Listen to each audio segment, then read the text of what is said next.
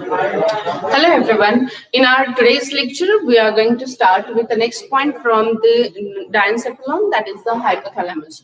So in a previous lecture, we have studied that the diencephalon consists of three parts: epithalamus, thalamus, and hypothalamus.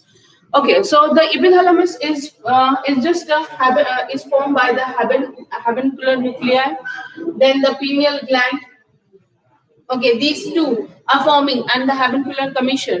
These three are forming the epithalamus. That means the roof of diencephalon is formed by these three. The epithalamus. Okay, the epithalamus consists of habencular nuclei. These are the habencular nuclei, and there in between them there is a commissure, habencular commissure, and the pineal glands. Okay, these three are forming the epithalamus. Then the next one is the thalamus. The thalamus is formed by the thalami. These are forming the side wall of the diencephalon, and which encloses a cavity called as a third ventricle. As it is a cavity of a diencephalon, so it is named as a diocele. म्हणून तिला डायोसिल असं म्हटलं जातं की डायन्सेफलॉनची cavity आहे आणि त्याच्यामध्ये जे काही फ्लुइड आहे त्याला आपण सीएसएफ असं म्हणतो. सो दिस इज द जे ग्रीन कलरने इंडिकेट केलंय तर त्याला आपण काय म्हणतो, थर्ड वेंट्रिकल असं म्हणतो. ओके, आणि as you know, this third ventricle opens into the fourth ventricle. Okay, by an opening. Okay, the opening ने ते ओपन होतं फोर्थ वेंट्रिकल, त्याला आपण काय म्हणतो, ईटर असं म्हणतोय, राईट. त्यानंतर नेक्स्ट वन, आता हे जे काही थर्ड वेंट्रिकल आहे, थर्ड वेंट्रिकलच्या just below to this third ventricle. आता 3D आपण दाखवण्याचा प्रयत्न केला इथे, 3 डायमेन्शनल व्ह्यू या डायग्रामचा. तर याच्यामध्ये जर तुम्ही पाहिलं, हे जे काही थर्ड वेंट्रिकल आहे, या थर्ड वेंट्रिकलच्या खालच्या बाजूला मी याला शेड करते. हा रिजन जो काय आहे, हायपोथॅलॅमस, याला काय म्हटलं जातं, हायपोथॅलॅमस. मग हे जे काय हायपोथॅलॅमस आहे, this is below to the third ventricle. आता 3D मध्ये तुम्हाला असं वाटेल की हे पुढे आहे, पण नाही. तर it is exactly below to the third ventricle. हे थर्ड वेंट्रिकलच्या खाली असलेला पार्ट आहे. ओके, मग थर्ड वेंट्रिकलच्या खाली म्हणून it is forming the floor of the diencephalon. लक्षात घ्या. आता रूफ जे काय आहे डायन्सेफलॉनचं, the roof is form by the epithalamus. कोण फॉर्म करतात, इपिथॅलॅमस फॉर्म करेल, राईट. त्याच्यानंतर त्याची साइड वॉल जी काय आहे, ही साइड वॉल इथे काय आहे, तर हे थॅलॅमी आहे. हे काय आहे, तर थॅलॅमी फॉर्म करतात. त्यानंतर त्याची जी काही खालची जी काही बाजू आहे, it is called as a hypothalamus. याला काय म्हटलं जातं, हायपोथॅलॅमस. क्लिअर.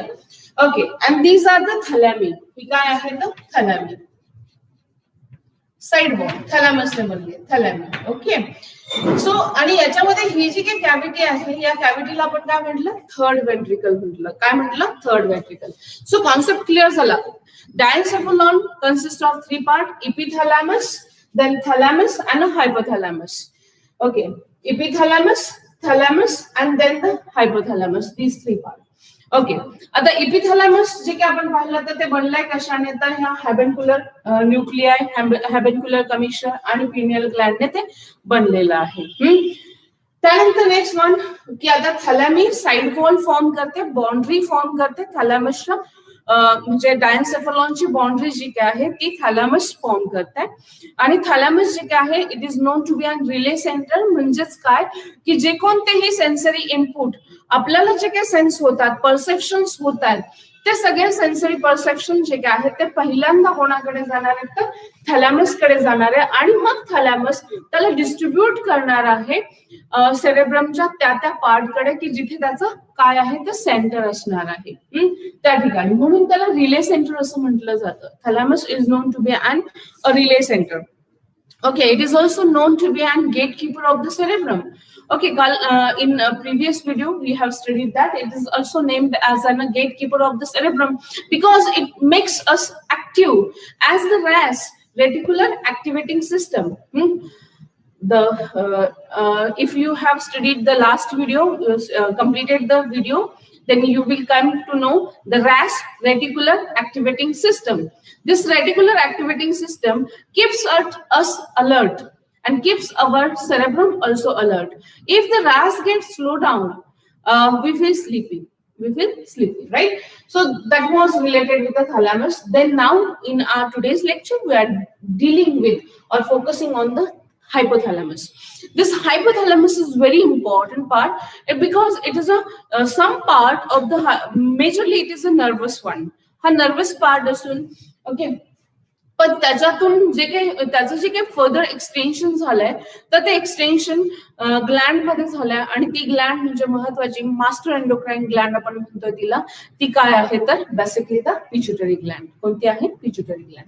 आता related with the hypothalamus, as everyone knows that the hypothalamus forms the floor of the diencephalon. याने diencephalonचं फ्लोर फॉर्म केलंय. Floor from the diencephalon. It has an extension. त्याला lower साइडला एक एक्सटेन्शन आहे आणि त्याला आपण नाव दिलंय काय? इन्फंडिब्युलम. काय दिलंय? इन्फंडिब्युलम. ओके, याला इन्फंडिब्युलम असं नाव दिलंय आणि infundibulum is nothing but the stalk of the pituitary आणि त्याला अटॅच पुढे काय आहे तर पिट्युटरी ग्लँड अटॅच असते. So this is our pituitary gland. ही काय आहे? त्याला अटॅचमेंट काय आहे तर आपल्या पिट्युटरी ग्लँडची आहे. ओके, त्याच्यामुळे एव्हरीवन नोज की आता आपलं एंडोक्राइन सिस्टम झालेलं आहे. त्याच्यामध्ये तुम्ही पहा काय की half of the part of the pituitary is more glandular and less nervous, while the half of the portion of the pituitary is more nervous and less glandular. बरोबर. तर मग याचा अर्थ समजून घ्या काय तर हायपोथॅलॅमसचं जे काही एक्सटेन्शन आहे ते एक्सटेन्शन फॉर्म करता आपली पोस्टेरियर पिट्युटरी. काय फॉर्म करतं? Posterior pituitary. न्यूरोहायपोफायसिस, त्याला आपण नाव का दिलं? न्यूरोहायपोफायसिस. न्यूरोहायपोफायसिस नावातच आहे त्याच्यासारखं, म्हणजे त्याचं ओरिजिन कसं आहे? नर्वस आहे आणि ते कोणापासून एक्सटेंड झालंय तर हायपोथॅलॅमस पासून एक्सटेंड झालंय. आणि त्यामुळे what ever the hormone secreted from this posterior lobe of pituitary, that means neurohypophysis, these hormones are called as a neurohormones. त्याला आपण काय म्हणतो? न्यूरोहार्मोन्स. कोण सिक्रेट करतं? पोस्टेरियर पिट्युटरी सिक्रेट करते. आता त्यानंतर नेक्स्ट वन हे व्हाईटने दाखवलेला रिजन. आता इथे मी half portion of the pituitary हा वेगळ्या कलरने का दाखवला याचं लक्षात घ्या. हा अँटेरियर लोब आहे आणि हा अँटेरियर लोब जो काय आहे ना तर तो मोर ग्लँड्युलर आहे, म्हणजे मोर सिक्रेटरी इन फंक्शन आहे. त्याचं मेन फंक्शन काय असेल? सिक्रेशन असेल. आणि तो लेस नर्वस आहे. त्याच्यामध्ये फक्त काही गँग्लियाचं काय म्हणजे नर्व न्यूक्लियाचं काय आहे कनेक्शन येते फक्त तेवढंच आहे. ओके, आणि त्यामध्ये काय वेगवेगळे हार्मोन्स जे काय आहेत ते पिट्युटरीचे सिक्रेट केले जातात. मग majority of the hormones of the pituitary are secreted by the adenohypophysis आणि म्हणूनच त्याला आपण काय म्हणतो? मोर ग्लँड्युलर. मोर सिक्रेशन करणारा म्हणून मोर ग्लँड्युलर आणि तो अँटेरियर लोब असल्यामुळे त्याला नाव काय म्हणायचं? ॲडेनोहायपोफायसिस. क्लिअर? तर हे झालं रिलेटेड विथ दिस पार्ट. आता नेक्स्ट पार्ट जो काय आहे याला आपण काय म्हणतो? Head ganglia of ANS. The hypothalamus is also known to be an head ganglia of ANS. आणि त्याचबरोबर काय की आता ह्याची लोकेशन जर आपण पाहिली तर below to the third ventricle and behind to the कोणाच्या जस्ट ऑप्टिक चायझमाच्या बॅक साइडला ह्याची लोकेशन येते. आणि डीपली म्हणजे टोटली कवर्ड आहे. Everyone knows that the diencephalon is totally covered by the cerebrum. सेरेब्रमने कव्हर केलेला आहे. त्यानंतर आता याच्या बॅक साइडला behind to this hypothalamus there is another mammillary bodies are present. तिथे काय आहे तर मॅमिलरी बॉडीज आहेत. तर this is all related with its location. आता त्यानंतर what are the functions perform by the hypothalamus? Hypothalamus is known to be an thermostat of the body. याला बॉडीचं थर्मोस्टॅट असं म्हटलं जातं. आता थर्मोस्टॅटचा अर्थ काय की हे बॉडीचं टेम्परेचर रेग्युलेट करणारी असेंब्ली म्हणूयात. त्याला काय म्हणायचं? टेम्परेचर मेंटेन करणारा पार्ट. बॉडीचं जे काही टेम्परेचर आहे ते 37 डिग्री सेल्सिअसला मेंटेन करण्याचं काम आपलं हायपोथॅलॅमस करतं. म्हणून त्याला म्हटलं जातं थर्मोस्टॅट ऑफ द बॉडी और it is also called as a thermoregulatory centre. म्हणजे जे काही थर्मोरेग्युलेटरी सेंटर आहे ते आपल्या कुठे आहे? हायपोथॅलॅमस मध्ये आहे. ओके, आता त्यानंतर नेक्स्ट वन. आता त्यानंतर another one is osmoregulatory centre. Okay, आता ऑस्मोरेग्युलेटरी सेंटर आणि थर्स्ट सेंटर जे काय आहे ते देखील कुठे आहे तर आपल्या हायपोथॅलॅमस मध्ये आहे. आता नीट लक्षात घ्या. जर तुम्ही कालचा व्हिडिओ प्रिव्हियस व्हिडिओ जर नीटनेटका पाहिला असेल तर तुमच्या लक्षात आलं असेल की याच्यामध्ये जर आपण पाहिलं की खास करून एडीएस सिक्रिशन जे काय आहे तर सुप्रा ऑप्टिक गँग्लिया जी काय आहे इथे दाखवते मी. सुप्रा ऑप्टिक गँग्लिया इथे असते आणि ती जी काय आहे वेगळ्या कलरने दाखवते. ही समजा सुप्रा ऑप्टिक गँग्लिया असेल, हिचं इनर्वेशन इथे होत आहे आणि ही जी काय सिक्रीट करते ते काय सिक्रीट करते एडीएच. काय सिक्रीट करते एडीएच सुप्रा optic ganglia. Okay nucleus sorry सुप्रा ऑप्टिक न्यूक्लियस जे काय आहे तर हे सुप्रा ऑप्टिक न्यूक्लियस एडीएस सिक्रीट करतं. ओके ह्याला आपण म्हणतो anti diuretic hormone. Anti-diuretic hormone. That means diuresis means everyone knows. Diuresis. Okay. Diuresis ला प्रिव्हेंट करतं म्हणून त्याला काय म्हटलं जातं अँटी डायुरेटिक हार्मोन. म्हणजेच काय याचाच अर्थ काय की ते वॉटरचा बॅलन्स मेंटेन करणार आहे. वॉटरचा बॅलन्स मेंटेन करता. You have studied excretory system त्याच्यामध्ये एडीएस चा रोल तुम्हाला सांगितलेला आहे. मग आता एडीएस जो काय आहे तो काय आहे तर अँटी डायुरेटिक हार्मोन आहे म्हणूनच हे काय फंक्शन परफॉर्म करतं ऑस्मो रेग्युलेटरी फंक्शन परफॉर्म करतं. आणि त्याचबरोबर काय की थ्रस्ट सेंटर आपल्याला तहान लागते. मग आता ज्या वेळेस आपल्याला पाणी कमी पडतं शरीरामध्ये किंवा एक्सेस अमाऊंट ऑफ युरिन आपण जेव्हा रिमूव्ह आउट करतो त्यावेळेस काय होतं की खास करून आपल्याला थ्रस्ट फील होतं. ओके ओके ते सेंटर देखील कुठे आहे तर आपल्या हायपोथॅलॅमस मध्येच आहे. त्याच्यानंतर next one hunger centre. Very important. आपल्याला असं वाटतं की बाबा नाही हंगर म्हणजे पोटातून आपल्याला जाणवतं नाही तर it is generated the centre for hunger is located in to our hypothalamus. हे हायपोथॅलॅमस मध्ये लोकेटेड आहे आणि त्यामुळेच की ते वेगवेगळ्या प्रकारचं काय सिक्रेट करतात की एस्पेशली MSH सिक्रेट केल्यानंतर की आपल्याला सटायटीचा फील येतो म्हणजे आपल्याला सॅटिस्फॅक्शनचा फील येतो. तर त्याच्या उलट की खास करून आपण जर NPY सिक्रेट जर केलं आता हे आपल्याला एवढं डिटेल नाहीये तर हे जर सिक्रेट केलं तर आपल्याला हंगर फील होत असतं. ओके काही जणांमध्ये हंगर जे काय आहे तर आता हंगर स्टिम्युलेशन जे काय आहे तर ते आपल्या ब्लड ग्लुकोज लेवलशी पण डील करतं. मग ब्लड ग्लुकोज लेवलचा मेंटेनन्स देखील या दृष्टिकोनातून मेंटेन केला जातोय काही प्रमाणामध्ये. ओके मग हंगर सेंटर जे काय आहे तर ते देखील लोकेशन कुठे आहे हायपोथॅलॅमस मध्ये आहे.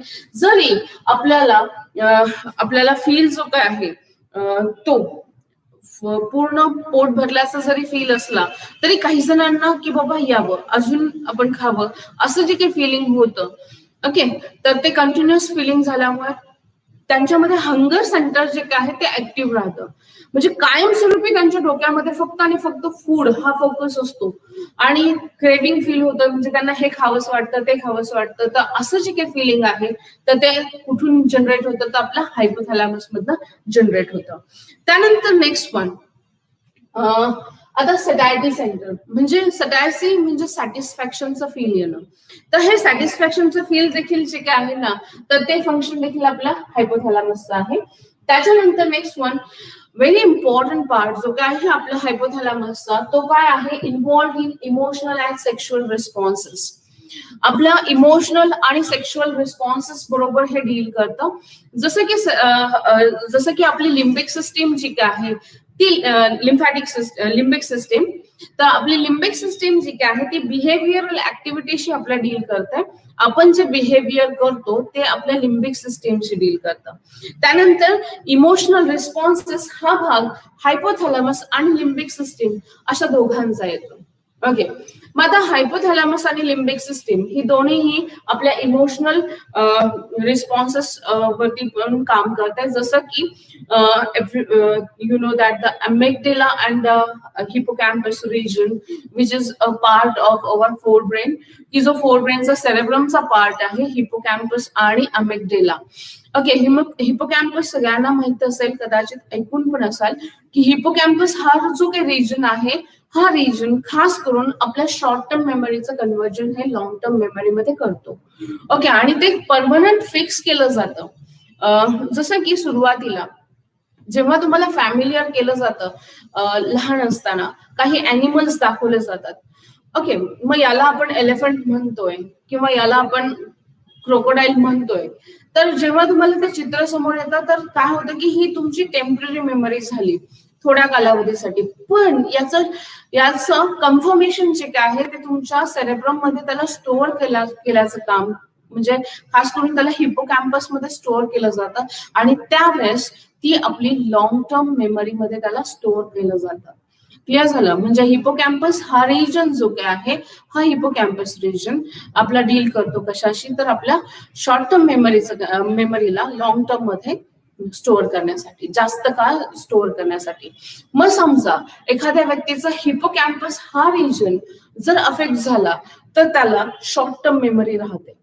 म्हणजे तो 10-5 मिनिटांमध्ये म्हणजे त्याला आपण दाखवलं की बाबा ह्या फूडला आपण काय म्हणतोय की पर्टिक्युलर नाव देऊयात, तर दिस इज अ पिझ्झा, याला पिझ्झा असं म्हणतात. तो टेस्ट पण करतोय, पण होते काय की थोड्या वेळाने पुन्हा त्याच्यासमोर ते फूड जेव्हा आणलं जाईल आणि त्याला विचारलं जाईल व्हॉट इज दिस, तर त्याला ते आठवणार नाही.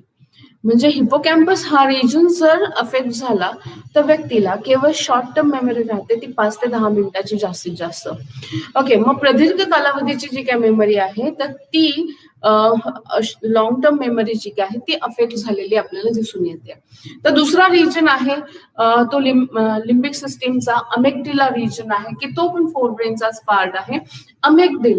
अमेग्डालाची बाब जर आपण लक्षात घेतली तर तो खास करून आपला डील करतो आपल्या बऱ्याचशा गोष्टींशी, म्हणजे जसं की फिअर, अँगर, love, affection, affinity, okay, aggression, as well as the olfaction also. Olfaction म्हणजे सेन्स ऑफ स्मेल शी डील करतो.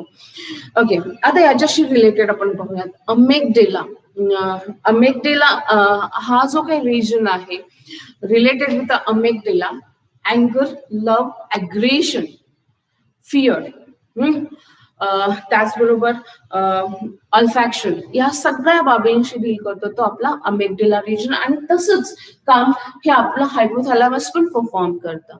मग आपल्याला एखाद्या व्यक्तीप्रती जे काही फील होतं प्रथमदर्शनी पाहता, एखाद्या व्यक्तीबद्दल आपण इमेज जनरेट करतो किंवा आपल्या मनामध्ये येतं की हा व्यक्ती अमुक असा असू शकतो, तर हे असणं दॅट डील्स ऑन, म्हणजे ते सारं कुठून जनरेट होत आहे तर आपल्या हायपोथॅलॅमस पासून जनरेट होतं.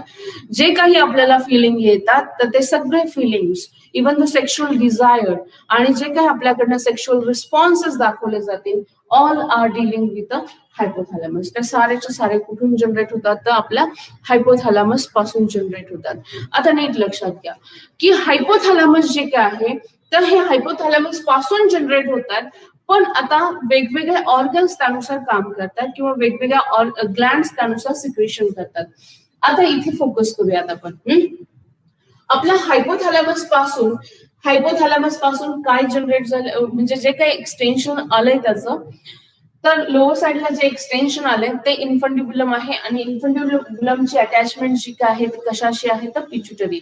म्हणजे पिच्युटरी त्याच्यापासून एक्सटेंड झाली आहे, म्हणूनच पिच्युटरीला हायपोफायसिस असं म्हटलं जातं.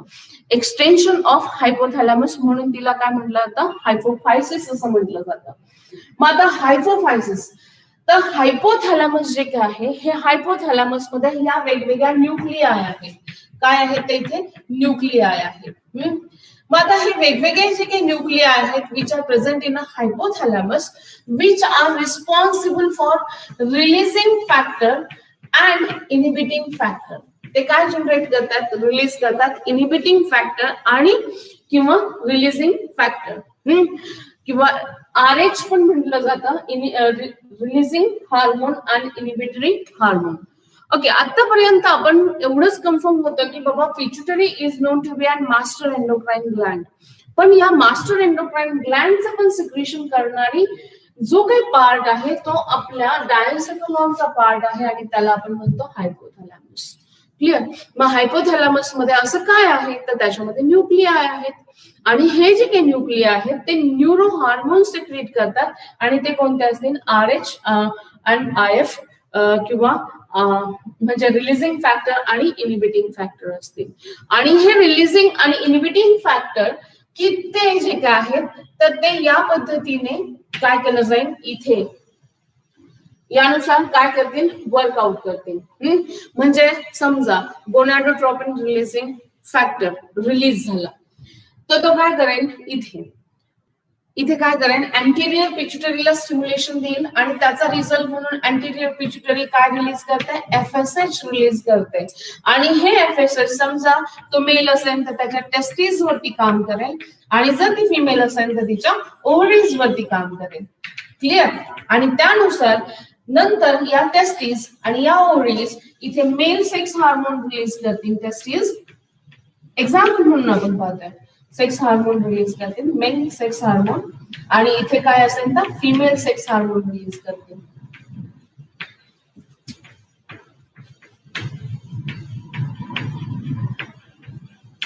क्लिअर. यानुसार मग आता ज्यावेळेस त्यांचं सिक्रेशन थांबवायचं असेल त्यावेळेस काय होईल, फीडबॅक जातो आणि त्यावेळेस काय होतं की बाबा ह्याचं सिक्रेशन थांबव म्हणून त्यावेळेस इनिबिटिंग फॅक्टर रिलीज केला जातो. तो याचं प्रमाण काय करतो, कमी करतो आणि त्यावेळेस काय होतं की सिक्रेशन थांबतं, त्या पर्टिक्युलर हार्मोनचं सिक्रेशन थांबतं. तर या पद्धतीने ह्याचं वर्किंग होत असतं. क्लिअर. तसंच ग्रोथ हार्मोनच्या बाबतीत आहे. ओके. तसंच एडीएचच्या बाबतीत आहे, ऑक्सिटोसिनच्या बाबतीत आहे. ऑक्सिटोसिन आपण काल पाहिलं. ऑक्सिटोसिन जो काय आहे तो रिलीज केला जातोय ज्यावेळेस युटेराइन स्ट्रेच बसतो किंवा बाळाने जेव्हा निपल सक करायला सुरुवात केली जाते त्यावेळेस त्याला स्टिम्युलेशन मिळतं आणि त्या दरम्यान ऑक्सिटोसिन रिलीज केला जातो. So this is all related with the hypothalamus. Just take a glance. Okay. So hypothalamus is also known to be a head ganglia of ANS because it contains number of nuclei. त्याच्यामध्ये काय तर nuclei आहेत and these nuclei are responsible for secretion of number of neurohormones. As this hypothalamus is below to the thalamus, it is below to the thalamus and it is forming the floor of the diencephalon. Okay, the anterior extension of the hypothalamus is called as the anterior extension is the infundibulum and to which the pituitary gland is attached, and to its posterior side there is a mammillary bodies are present. Then the next one, this hypothalamus performs it is the thermostat of our body. It is known to be a thermostat of our body because it maintains body temperature or regulates our temperature.